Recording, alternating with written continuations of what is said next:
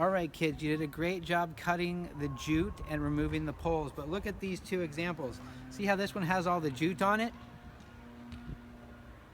And see how this one's nice and clean? We want all of them to look like this. And besides, Wormy wants to eat this jute. So I need 2 volunteers with the scissors. Just come over here to the bucket and take the jute and nice and slowly just cut it. You can slide it up at the top of the pole and remove it on the end like this. And if it gets hard, you can just cut it with the scissors and put all the jute back in the bucket, because we're going to bring that to the compost pile also. Now, while 2 of you are doing that and cleaning all these poles up so they're nice and smooth, the rest of you are going to start pulling up the compost crop or the cover crop.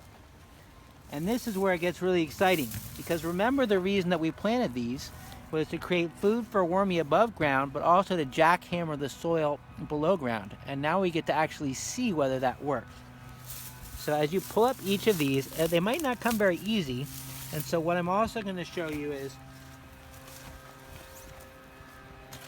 you'll have these digging forks, and you have to be very careful. Don't hold them up like this. Hold them tips down. Watch your friend's fingers. And you can just put it in the soil a little bit and wiggle. Can I step in the bed?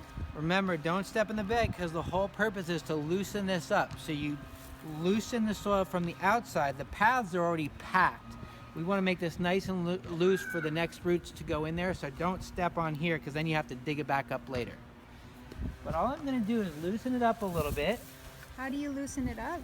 I put my, watch this, I just push the fork in a little bit and wiggle back and forth. We did this when we planted before, if you can remember way back when, to the fall. And if I loosen it up a little bit, all I'm doing is I'm breaking the roots a little bit so I can pull it more easily. Now look at this. Remember I was talking about the roots down below? And look at this. This is very exciting. You see that white thing stuck onto the root there? That is called fixed nitrogen. The bugs in the soil worked with this pea plant, the Austrian field pea, and made nitrogen. That's a big bundle of nitrogen.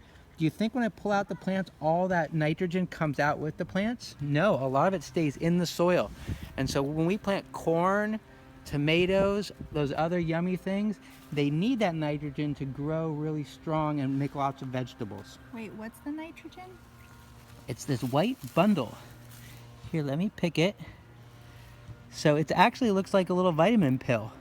That's what's called fixed nitrogen. And it dissolves in the soil. Is it bleeding? No, it's just it's something that the pea plant and the bean plants make. That's why. Is this another one here? Yeah, there's a lot of them. Look, see how many you can find. They're all, this is the taproot, and this is the... This is the root, and this is all this fixed nitrogen. Now, I'll get a little sciencey on you. Don't eat it. It should be in the soil. You will eat it eventually, but through a tomato. The tomatoes love this.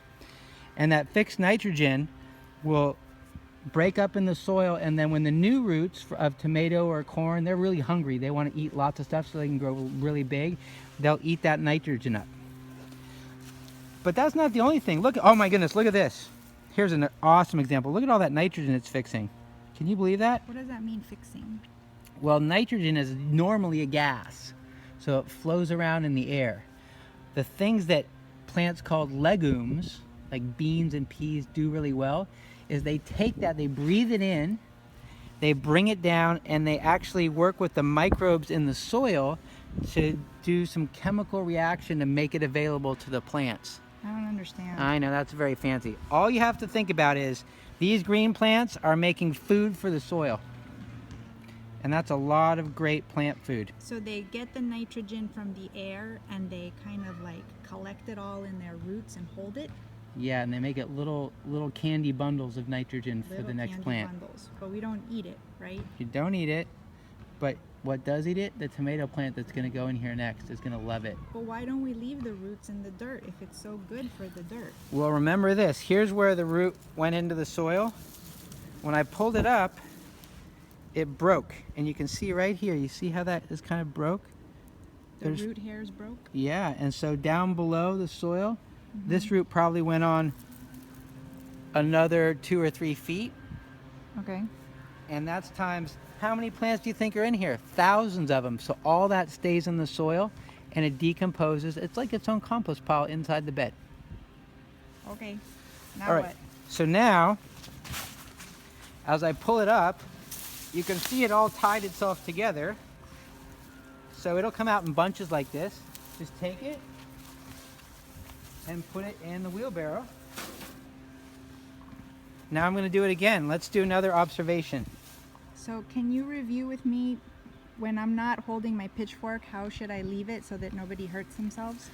This is a good way here because see I have the tips down in the soil so no one's going to get poked with it. And it So actually, I never put it on the floor laying down no, flat? and particularly not like this with the tips up, because what happens if I come here and step on it, it can pop up and whack somebody. You see that?